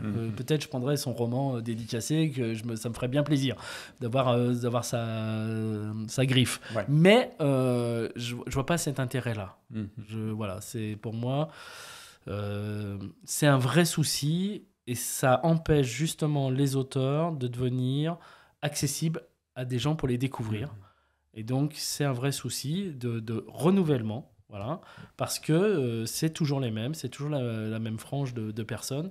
Et donc, il faut qu'on trouve des solutions. Et c'est à nous de les trouver. Parce qu'effectivement, quand on a la chance de pouvoir échanger avec ces auteurs, ça devient passionnant. Moi, j'ai passé une journée avec Mézières, mais c'était exceptionnel. Il nous a sorti les photos de son ranch, il nous a montré comment tout le plagiat de Star Wars, de tout ce qu'il avait fait dans Valérian et qui a été plagié. Et tout le monde lui dit, mais tu vas pas attaquer Lucas ? Bah non, c'est un honneur pour moi. Enfin voilà, mais j'ai passé une journée exceptionnelle avec lui. Voilà, donc voilà, et ça a pas de prix. Et moi, je sais qu'aujourd'hui, quand les gens ils viennent, mes lecteurs, mes clients, et qu'ils se souviennent de la journée qu'ils ont passée avec l'auteur plutôt que de la dédicace. Quand ils ouvrent leur album, ils disent « Ah ouais, ça, ce jour-là, il s'est passé ça et on a fait ça. » Et c'est ça qu'on doit, c'est donner du rêve aux gens, quoi. Ouais. Mais c'est vrai que Je trouve que ton expression, la cerise sur le gâteau, est vraiment, le reflet de la réalité. Une dédicace, ça doit être effectivement un souvenir. Quand tu quittes l'auteur, tu pars avec ça. Mais ça ne doit pas être le but d'une rencontre. Voilà. Parce qu'en plus, il n'y a pas de rencontre. C'est-à-dire non, on le voit souvent, il n'y a pas d'échange entre celui qui dessine et celui qui... Non, parce que comme ils sont plusieurs, ils parlent entre eux pendant que le gars bosse tout seul dans son coin. Ouais. Et ça, mais c'est hyper irrespectueux, quoi. C'est pas possible, quoi. Et voilà. Donc, je suis un peu contre ce principe de la dédicace, voilà. Alors, dans le genre, j'ai entendu non, ne mettez pas le nom à un auteur qui demandait à qui dédicacer l'album. 99% sûr qu'il visait déjà la revente. Alors, j'ai un auteur qui a trouvé... Alors, il y a une solution. La solution, c'est je fais le dessin sur la page de garde blanche et je signe de l'autre côté. Parce que souvent, en fait, le dessin, tu peux le découper et le vendre comme un... voilà. Et donc, ça, c'est une solution. Et moi, j'ai un jeune auteur qui faisait de la BD jeunesse, et le gars vient pour une BD, pour 2 BD, et la troisième, parce qu'il faisait mettre non pour, je sais pas, c'est pour qui c'est, pour un bibliophile averti ou chose comme ça. Et donc, sur le troisième, il a écrit pour eBay. Il lui a signé pour eBay, et voilà, c'était une solution, voilà. Alors, il y a autre chose, et puis on va en finir là avec les dédicaces. On ne va pas faire toutes les missions sur les dédicaces, mais il y a aussi, dans certains pays, et là, je pense notamment aux États-Unis, où la dédicace est payante. C'est le principe aux États-Unis, et c'est donc la dédicace aux États-Unis, c'est une signature. La signature, c'est gratuit. Le dessin, tu le payes. Mais tu es en égo avec l'auteur. C'est-à-dire un personnage 7 ans, 2 personnages 7 ans. Moi, je connais bien Juanro Guarnido qui fait Black Sad. Il fait beaucoup des conventions aux États-Unis. La particularité, c'est que l'auteur loue sa table, son emplacement. Donc, il faut qu'il le rentabilise. Ce n'est pas l'éditeur, c'est voilà. Et donc, en fait, il y a des gens qui viennent avec une photo de leur chat en disant « Vous ne pouvez pas me le dessiner. » Voilà. C'est de la commande. Et tu te mets d'accord sur le montant de ce que tu vas faire. Là, c'est autre chose. C'est quelque chose qu'il ne faut absolument pas faire en France, parce qu'on n'est pas dans un esprit anglo-saxon. Les anglo-saxons considèrent que gagner de l'argent, c'est normal. Ça fait partie de la vie, voilà. Alors que nous, quand on t'a acheté un truc, tu as toujours l'impression que tu t'es fait voler. Donc, c'est l'esprit latin, c'est comme ça, voilà. Mais si on fait ça payant, bah, ces personnes-là qui sont ces chasseurs de dédicaces, ils paieront. Et ils auront encore plus d'exigences. Et donc, non. Et ça évitera... Ça fermera complètement la porte à ce que des gamins puissent se faire dédicacer un bouquin. À ce que quelqu'un qui n'a jamais eu une dédicace de sa vie puisse y accéder. Moi, j'ai un souvenir, je me suis aussi occupé de salons, notamment de celui de Brignais, où j'étais en caisse et que j'ai une mamie qui vient d'avoir plus de 80 ans et elle achète sa BD. Et je lui donne le prix. Et elle me dit, mais que ça ? Je lui dis, bah, pourquoi vous voulez le payer plus cher ? Elle me dit, mais ils m'ont fait un dessin dedans. Je lui dis, mais c'est un cadeau qu'ils vous font. Elle a posé la BD, elle me dit, je vais retourner leur dire merci. Et nous, on veut cette candeur-là. On veut qu'un gamin ou une grand-mère ou n'importe qui, pour lui, ce soit quelque chose d'exceptionnel. Le rendre payant, ça sera terrible. Alors, Miyazaki est d'actualité cette semaine. J'ai failli le faire venir au salon au Bourget. Ça aurait été magnifique. Et ça a été une négociation qui a duré des mois et des mois. Chaque fois, il avait des exigences de plus en plus importantes. Alors, tu sais pourquoi ? Évidemment, on ne négociait pas avec Miyazaki, mais bon, on invite Miyazaki, mais il fallait qu'il vienne avec sa femme. Alors ça, il y a d'autres auteurs qui nous demandent d'amener leur femme. Il y avait aussi un agent, et après, donc, on devait, nous, à Paris, trouver l'interprète. Donc, et il fallait voyager en première classe. Bon. On avait un partenariat avec Air France, on avait réussi à avoir 4 billets de première classe sur un aller-retour Tokyo.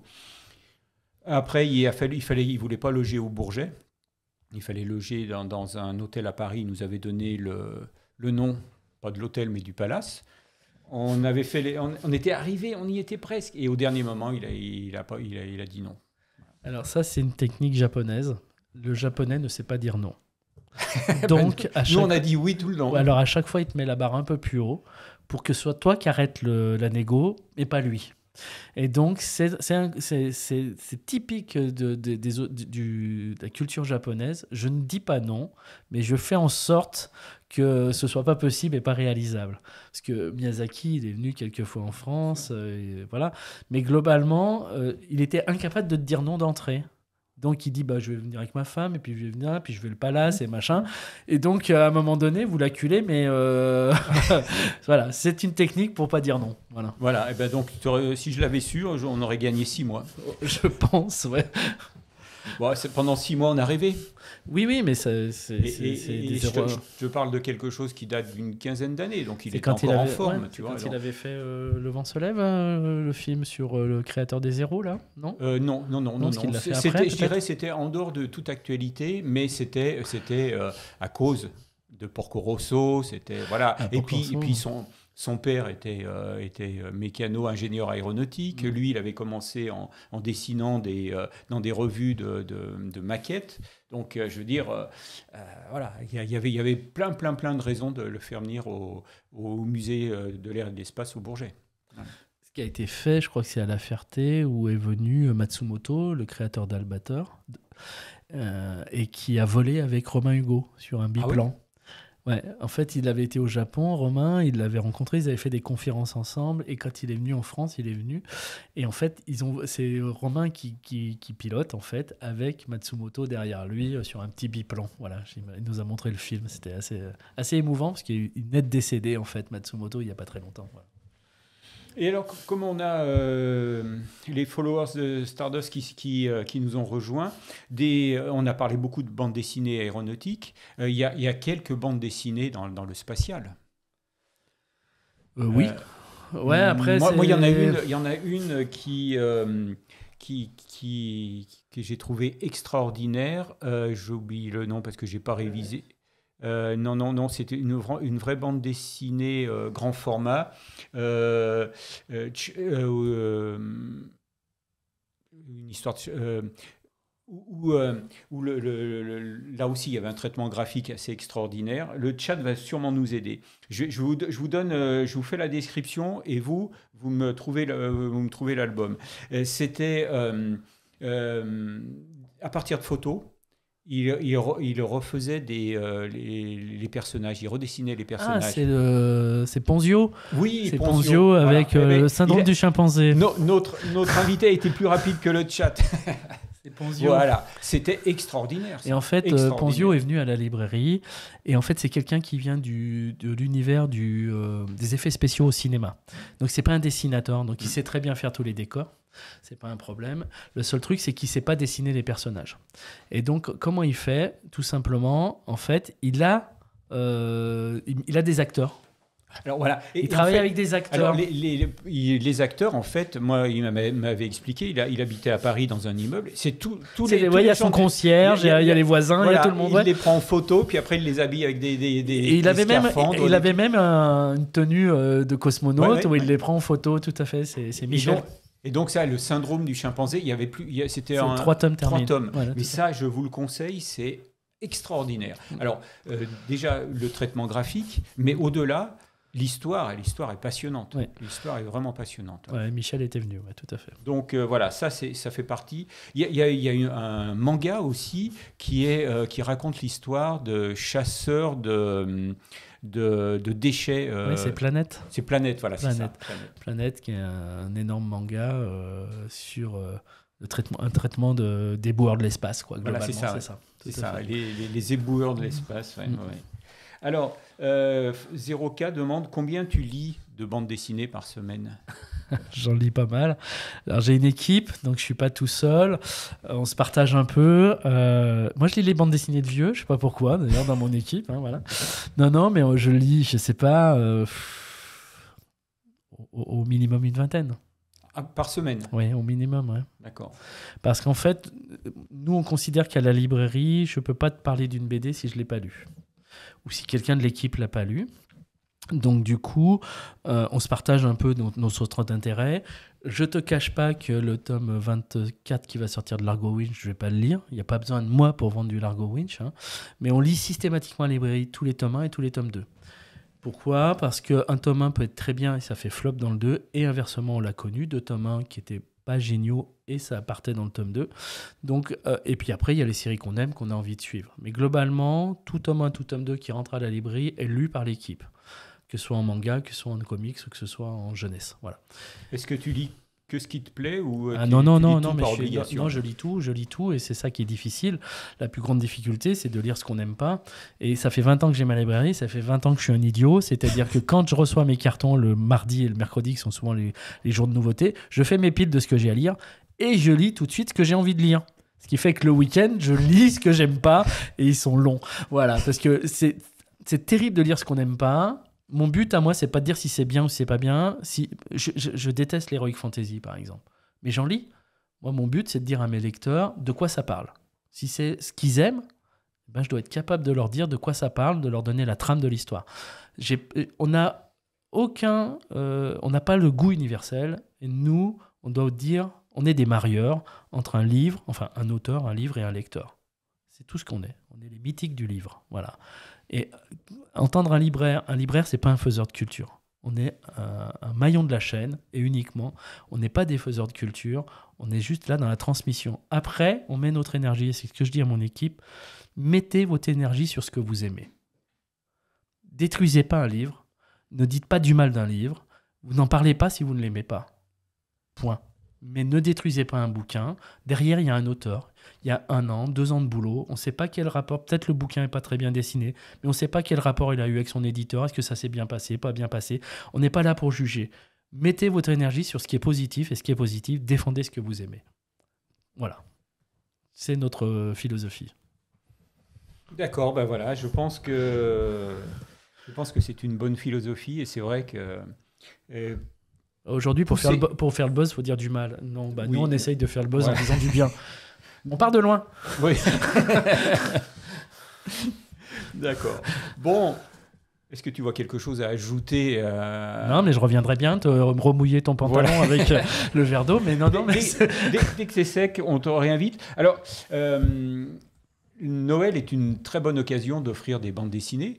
Peut-être qu'on pourrait se donner rendez-vous juste avant Noël pour que tu viennes donner des conseils de lecture. Et à ce moment-là, on s'autoriserait à déborder un peu, non ? Si vous le souhaitez, avec grand plaisir, bien sûr. Parce qu'on va montrer qu'on n'est pas obsédé par l'aviation, et que c'est vrai, il y a des bandes dessinées très hors aéronautique qui valent vraiment le coup. Alors, moi, il y a une bande dessinée que j'offre en ce moment et qui s'appelle La Bombe. Exceptionnel. C'est exceptionnel, et ça vaut une émission. La bombe, elle a toute sa place dans une bande dessinée d'aviation. C'est quand même Enola Gay qui l'a posée. Donc voilà, donc à un moment donné. Mais c'est une bande dessinée qui est absolument exceptionnelle sur la création de la bombe atomique, qui a eu un écho avec le film d'Oppenheimer il n'y a pas très longtemps. Et qui est sorti bien avant. Bien après. Mais ce qui est assez hallucinant, c'est la voix off qui vous parle, et quand vous vous rendez compte que c'est la bombe elle-même qui vous parle, et que quoi qu'il fasse, elle arrivera à ses fins. Et c'est un roman d'aventure. Ça se lit comme un roman d'aventure. C'est pas du Wikipédia. Voilà. Historiquement, moi j'ai un client qui est un retraité qui l'a pris. Il m'a dit j'ai mis 3 semaines à le lire, votre livre. Voilà. Je dis oui. Pourquoi? Il me dit non, mais parce que j'ai tout vérifié, c'est tout vrai. Je dis oui, tout est vrai. Donc il a fait tout vérifier, mais tout est vrai. Et c'est exceptionnel, la bombe. Je l'ai lu avant d'aller voir le film Oppenheimer, et c'est vrai que dans Oppenheimer, tu retrouves tous les protagonistes, mais qui sont beaucoup plus développés dans l'album, dans la bande dessinée. Combien de pages? 350? Je sais pas combien. Je sais plus, mais c'est un pavé. C'est aux éditions Glénat. Donc voilà, ça fait partie des livres qu'on voudrait vous mettre en avant. Et vous avez un très beau tirage sur cette fin d'année de La Bombe, d'un tirage un peu plus luxueux, plus grand format, et qui va sortir là juste avant Noël, justement, de cet album-là. Voilà. Bon, donc ça y est, t'as gagné ton ticket pour l'émission juste avant Noël, où on viendra à nouveau vous parler des cadeaux de Noël. D'accord ? Ok, avec grand plaisir. Voilà. Pour nous, ça a été aussi un plaisir d'échanger. Pendant ces presque 2 heures. Ça passe vite. Ça passe vite. Il y a plein de choses sur... on n'est pas obsédé par l'aviation, n'importe quoi. Oui, non, c'est vrai que nous, ici, sur Jumpseat, on n'est pas obsédé, quoique un peu. Franck May, je reviens un petit peu en arrière, il y a quand même des cas où il faut mettre en garde l'acheteur potentiel. Un éditeur qui met un logo d'association sur la couverture mais ne reverse rien à celle-ci ou qui laisse passer des erreurs techniques qui rappellent des accidents mortels à ceux qui les lisent. Oui, on peut toujours accompagner. Alors oui, quand il y a des grands ratés, on va le dire. Voilà, on va dire aussi certains bouquins, on ne les valide pas. Voilà, il y a eu des bouquins notamment politiques. C'est pas à nous de faire ce filtre-là. C'est-à-dire globalement, il y a eu des bouquins que je n'ai pas aimés. Je l'ai pris à l'unité, à un seul exemplaire, et ils sont dans mes rayons. Je ne le mets pas en avant, il n'est pas dans mes facings de nouveautés, mais si quelqu'un rentre, il doit le trouver dans ma librairie. Voilà, c'est pas à moi de faire ce filtre-là de livres qui peuvent être tendancieux ou quoi que ce soit. Il y a eu toute une polémique à Angoulême autour d'un auteur qui s'appelle Bastien Vives, qu'on a attaqué pour pédophilie, enfin pour des choses comme ça, sur des bouquins qui étaient sortis il y a 8 ans, qui à l'époque avaient fait le buzz médiatique et tout le monde avait trouvé ces bouquins très bien. Donc à partir de là, c'est pas à nous de suivre une espèce de lynchage médiatique via les réseaux sociaux. Si réellement quelqu'un a fait quelque chose de néfaste, il y a la justice. Et c'est pas la justice des réseaux sociaux. C'est très facile de critiquer derrière un écran. Si vraiment quelqu'un a fait quelque chose d'illicite, à partir de là, il y a une justice et on attaque la personne en justice et la justice fera son travail. Nous, libraires, on n'est pas là pour ça. Nous, on est là pour, globalement, parler du contenu du livre, faire attention des fois. Moi, j'ai des lecteurs qui viennent, je dis attention, ça ne correspond pas à ce que tu lis, il y a ça, il y a telle coquille dedans, on l'annonce, voilà. Mais de toute façon, le livre de lui-même, globalement, il est appelé à disparaître quand il y a vraiment des soucis. Après, quelqu'un qui met un post-it d'une association et qui ne reverse pas à l'association, malheureusement, nous, libraires, à part, on ne le sait pas, ce genre de choses, quoi. Voilà. Donc, voilà. C'est pas à nous de faire ces filtres-là, on est vigilants, mais on n'en fait pas la promotion en tous les cas. Connaître ses clients, c'est la différence entre un libraire et un vendeur de livres. Ouais, c'est ça, ouais. Notre librairie, on s'en est rendu compte au moment du Covid. Je vais essayer de ne pas avoir les larmes aux yeux parce qu'on a eu vraiment un élan de sympathie, de gens qui étaient assez discrets dans notre librairie, qui sont venus, qui se sont fait du souci pour nous, qui à l'époque nous parlaient pas, sont venus, de gamins qui nous ont fait des dessins.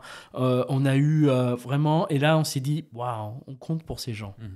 Et on s'est pris ça dans la figure en fait, et on s'est dit que tout le travail qu'on a fait depuis 20 ans, c'est ce que je dis à mes équipes, quoi que vous fassiez, faites-le avec sincérité. Tu ne dois pas vendre un livre pour vendre un livre. Je préfère qu'un client parte sans livre qu'il ne parte pas avec le bon livre. Fais-le avec sincérité, défends le bouquin avec sincérité, et ça marchera. Sur le long terme, ça marche. Et on l'a vu avec le Covid, ce qu'on s'est pris dans la gueule en retour, je peux te dire que c'était hyper émouvant. Là, tu viens de nous donner une belle définition du mot libraire. Ouais. Je sais pas, en tout cas, c'est la mienne. Je te remercie. Merci. Moi, j'ai passé un moment très, très agréable. Je pense que d'autres aussi, là, tu vois, j'ai 0K qui dit vous m'avez donné envie d'acheter une BD. Beau boulot. Merci. Voilà. Donc, Fabrice, passionnant, c'était ce échange. Merci. Voilà, donc, tu vois, tout ça pour te dire que tu es obligé de revenir. Je reviendrai. Donc, bienvenue dans l'équipe de Jumpseat.